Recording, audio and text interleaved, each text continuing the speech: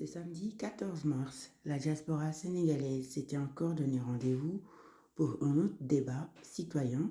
Cette fois-ci, c'était pour définir le profil du candidat idéal pouvant la représenter à l'Assemblée nationale. Commencez par vous remercier d'avoir bien voulu rehausser de votre présence l'initiative de la plateforme Yamouna TV visant à mettre en place un cadre d'échange, de débat sur des sujets hautement citoyens qui sont en rapport effectivement aussi avec l'actualité politique dominante au niveau du Sénégal.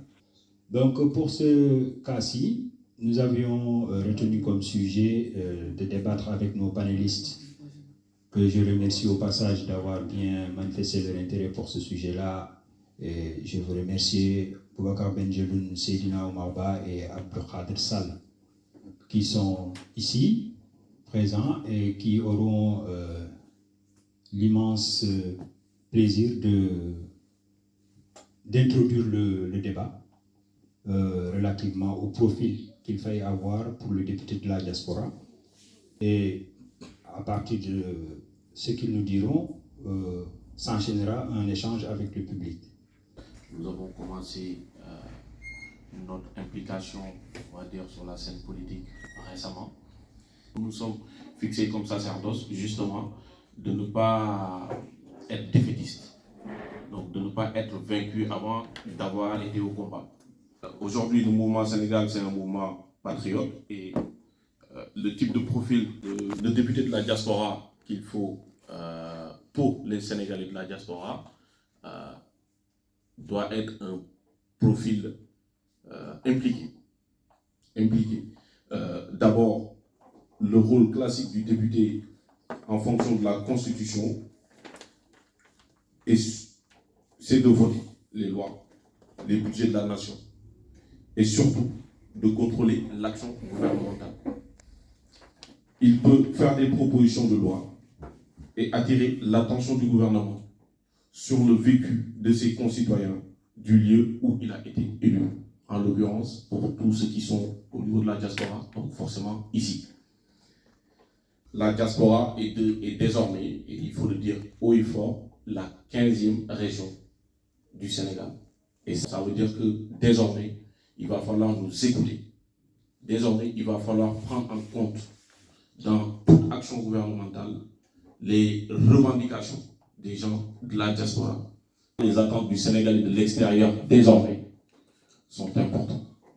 Tous les gens de la diaspora, quels qu'ils soient, souffrent parce que nous sommes frustrés.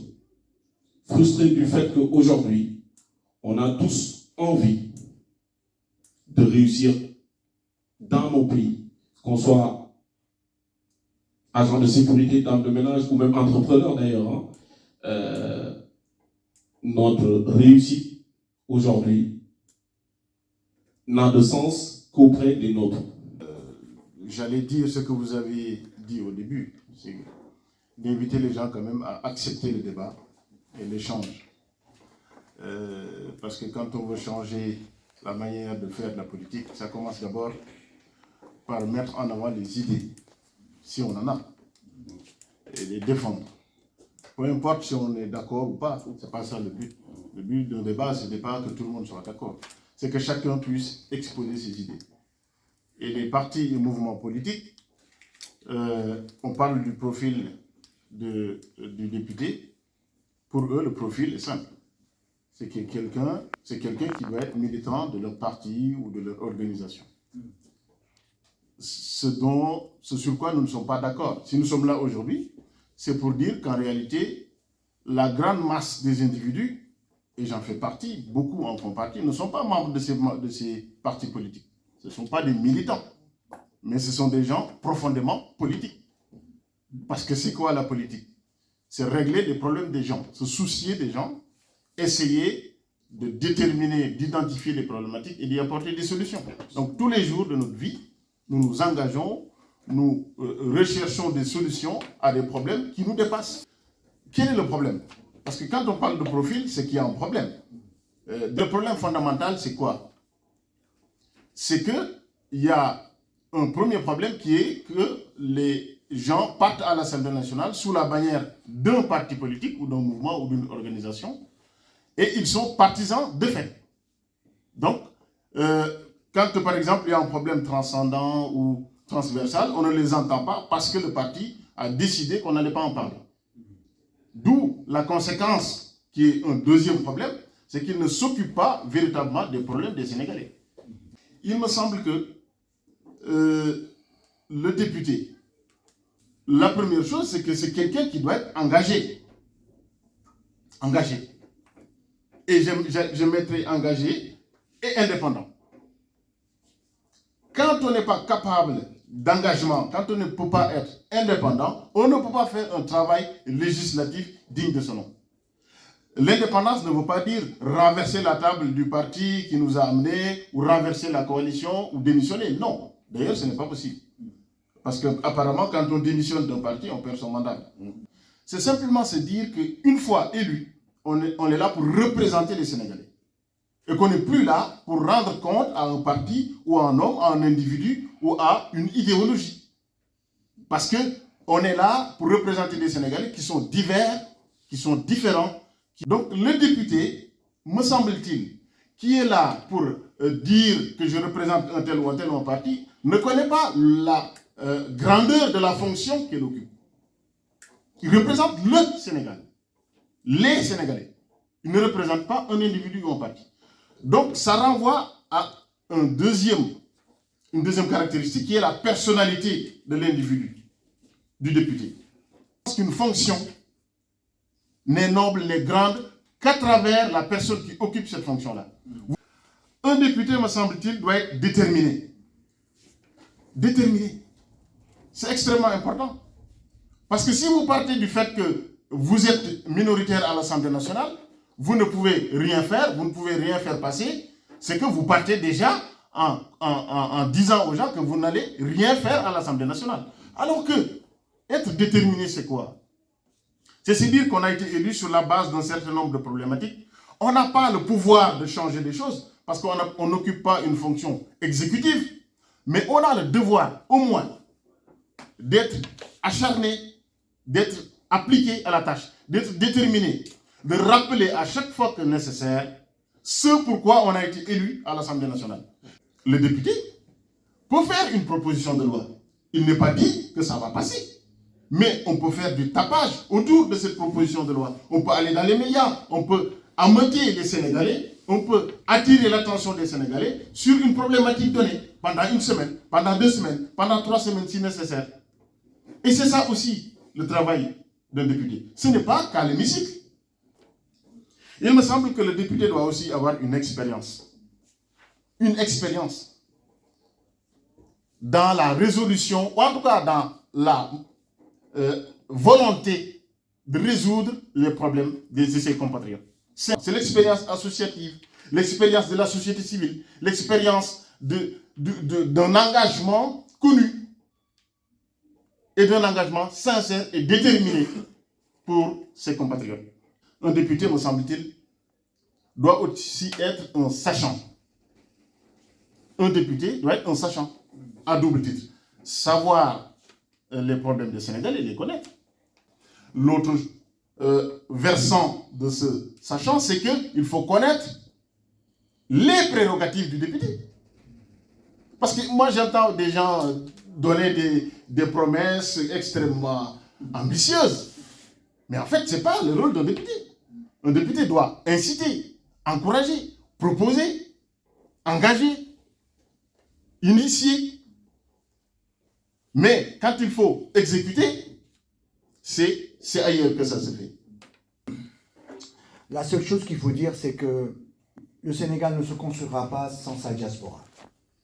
Donc c'est un enjeu qu'à d'avoir les bonnes personnes de la diaspora. Quand je dis bonnes personnes, c'est au sens compétences qui rejoignent ce que tu as dit, à savoir la constance, la pugnacité, être présent, l'éthique, etc., etc., pour être dans notre institution, à savoir l'Assemblée nationale, et faire avancer un peu les choses.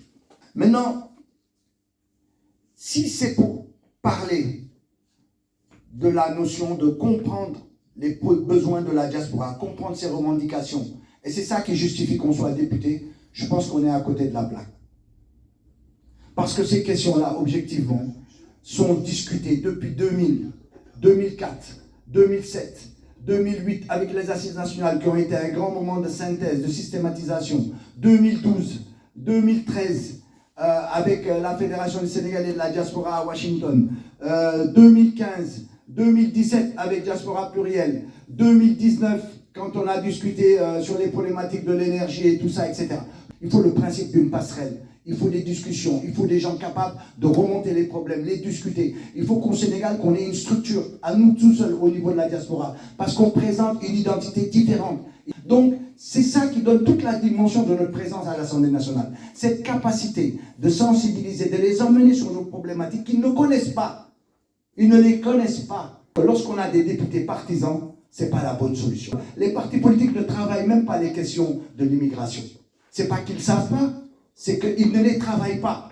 Donc ça veut dire qu'aujourd'hui, quand ils viennent ici au plan politique pour avoir des députés, c'est pour avoir des godillots à l'Assemblée nationale. Il faut absolument avoir des députés qui prennent en charge nos problématiques. Comment faire? Il faut absolument discuter entre nous, les yeux dans les yeux, déposer tout ce qu'on a dans le ventre et voir comment on va avoir les meilleurs candidats qui seront capables d'assumer nos problématiques. Après l'exposé des panélistes, place à un échange avec le public très intéressé par les débats. Les gars, il faut bien réfléchir au niveau du Sénégal. La constitution sénégalaise, c'est elle qui est mauvaise. Manuel tant que la constitution du Sénégal n'est que fille, même si il y a députés, ça ne sert absolument à rien. Tout c'est le président. Moi, Yalla, moi, Yorantebi, moi, Dor, moi, Guinée. Président, nous connaissons les au Sénégal. Député par député, ce n'est pas du tout un problème. J'étais au ministère du Sénégal de l'Extérieur. J'étais l'adjoint de Sada Yaye. Mais à la fin de compte, mes projets beaucoup. Quand je suis en France, je suis là depuis 1975, depuis que j'étais tout petit. Mais le beau, il fallait nous saluer que tu as là-bas. On a fait ça. Bon, c'est ça la réalité. Ce n'est pas parce que les gens ne vont pas travailler. Même si tu es député,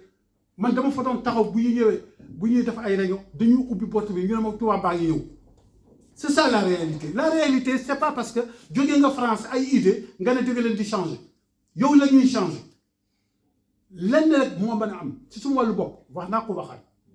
Si la diaspora est capable de se réunir et de fédérer, nous avons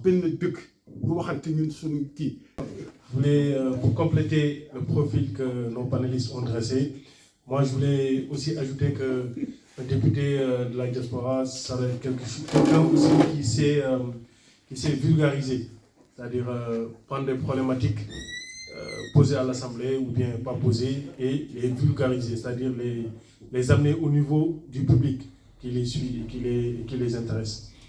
Et par contre, dans le profil qu'ils ont dressé, eux, ils se retrouvent bien dedans. Mais pour moi, en fait, c'est un profil un peu individualiste. C'est-à-dire, pour plaider des causes, pour plaider les causes de la diaspora, le profil que vous avez dressé, et vous-même, je vous fais honnêtement 100% confiance. Par contre, pour faire bouger les lignes, c'est des choses qui sont en bloc à l'Assemblée. C'est-à-dire, on ne peut pas en singleton faire changer ou bien faire bouger quoi que ce soit. C'est la réalité. Voilà. Déjà, pour introduire des projets de loi, faire bouger des commissions, etc., ça se fait en bloc. Donc, est-ce que, selon vous, le député de la diaspora doit s'inscrire dans une logique de groupe, ou bien il doit être idéalement, ou bien philosophiquement, il doit être fidèle à la diaspora, fidèle au peuple? Moi, je n'ai jamais compris ce que ça voulait dire. Quand on va à l'Assemblée, on va sous une bannière, avec un parti, ou avec, en tout cas, une organisation. On doit être fidèle à cette organisation, en tout cas, à son idéologie. Cela est inévitable. Et pour terminer aussi, là où je ne suis pas d'accord avec eux, c'est vers la fin, quand ils faisaient la différence, en tout cas, entre la société civile et les partis classiques. Il est vrai que les partis ont touché leurs limites. Ils ont vu leurs limites depuis bon nombre d'échéances maintenant. Mais de l'autre côté, la société civile aussi se rend compte que sans le pouvoir, vous n'allez pas changer les choses. C'est pourquoi je pense que vous voulez, en tout cas, avoir ces postes de décision. Je ne me trompe pas. Maintenant, est-ce qu'il est possible, c'est-à-dire en tant qu'entité indépendante, société civile, d'accéder à ces postes de pouvoir, de prise de décision? Selon moi, non. Pour moi, vous avez passé une année dans la société civile. Vous n'avez plus rien à démontrer quant à votre engagement et votre implication pour l'intérêt de la diaspora. Maintenant, il est temps pour moi de faire tomber cette barrière, c'est-à-dire ce principe qui fait que vous refusez de rejoindre les partis. Un Seydina, un Ben, un Khalifa dans un parti, si vous êtes candidat, il n'y a plus de débat. Parce que tu gardes ta légitimité, tu as été longtemps auprès de la diaspora, et en même temps, une fois dans un parti, pour moi, vous avez le potentiel de poser des débats, d'amener des idées, et là, il n'y aura plus de concurrence. Donc moi, mon idéal, en tout cas, ce que je souhaite, c'est que ce principe-là puisse tomber. Moi, Momar Sokhna Diop laa tudd, donc je suis un citoyen sénégalais comme la plupart d'entre vous. Dama ñëw déjà pour déglu et puis jëlee naa fi xam-xam bu bari. Bon, sinon, je rejoins, Bassirou, moi je te rejoins. Mais comme vous l'avez dit, je pense qu'il faut qu'on apprenne à entrer vraiment dans les structures politiques. Les changer de l'intérieur, c'est une théorie marxiste qu'on connaît. Mais ce n'est pas dans ce sens que je le dis. C'est-à-dire qu'aujourd'hui, je pense que Sénégal, soxla nañ diaspora bi, loolu je pense que tout le monde le sait. Maintenant, il y a des partis politiques qui existent. Moi, je pense qu'il y a des coalitions qui existent aussi. Les coalitions, je pense que ñàkku ci ay coalitions yoo xam ni peut-être seen vision dina am as tuut lu correspondre ak ñun li nga xam ni moom lañ gëm. Et dans ce sens-là, mën nañu non seulement apporter une valeur ajoutée à ces structures-là pour ñu améliorer wu, sans prétendre même ñun d'être élus, parce que le problème souvent il est là, il est biaisé, c'est que nit ñi duñu bëgg a positionner parce que dañ naan à partir bi bu ma ci ñëwee am na ñu ma gën a légitime donc mënuma jël seen place. Bon, à partir du moment où da ngay dugg ci structure parce que tu espères être nommé ou machin, dans ce cas tu fausses tout quoi. Mais le fait d'intégrer ces partis-là, effectivement, on peut participer à les aider vraiment à changer, à prendre les personnes les plus compétentes, etc. C'est un travail à long terme. Nous savons que nos prédécesseurs ils étaient dans ça. Nous, Mamadou Dia et Cheikh Anta Diop, par exemple, dont je crois vraiment à la vision, à un moment donné, il était obligé de s'impliquer politiquement pour bousculer vraiment les choses, quoi. Bon, moi je pense qu'il faut le faire. Je veux dire que lorsque dans une démocratie, la société civile tend à récupérer, à aller vraiment vers la marche de la présidence, ou en tout cas dans les échéances électorales, c'est en ce moment-là, cela signifie tout simplement que dans ce pays-là, la démocratie est assassinée. Et ça, c'est une vérité. Donc la vocation de la société civile, ce n'est pas d'aspirer à aller dans les échéances électorales. Non, la vocation de la société civile, c'est justement de constituer une sorte de paroi, en tout cas une sorte de barrière, pour que quand même certaines difficultés n'arrivent pas à accéder au niveau de la population. Mais lorsque cette barrière est rompue, évidemment, on va pas s'en sortir. Être député, ça répond, comme je l'avais dit, ça répond à un certain nombre d'idéologies, de fondements. C'est-à-dire qu'il faut avoir le background intellectuel pour pouvoir justement défendre ce point de vue. Il faudra avoir un certain nombre de comportements. Si nous voulons vraiment que la vocation du député soit respectée, il faudra en ce moment-là que nous essayions quand même de définir un certain nombre de modèles. C'est-à-dire le modèle de député, c'est quelqu'un qui au moins qui est à l'écoute de sa population. Là où je vous rejoins, justement quand on est député via l'étiquette d'un parti politique, mais il ne faut pas se tromper de face. Vous allez répondre que vous le veuillez ou pas à la volonté du chef de parti.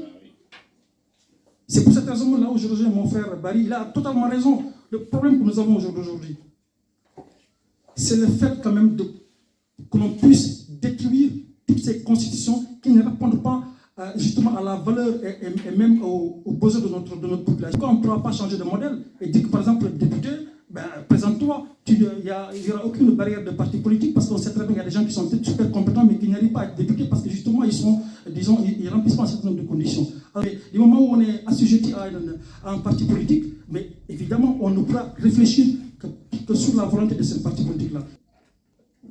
Moi je pense que si nous voulons vraiment y arriver, il va falloir que l'on fasse tabula rasa, que l'on contacte toutes les personnes qui aimeraient justement aspirer à ce poste-là, que l'on parle très sincèrement.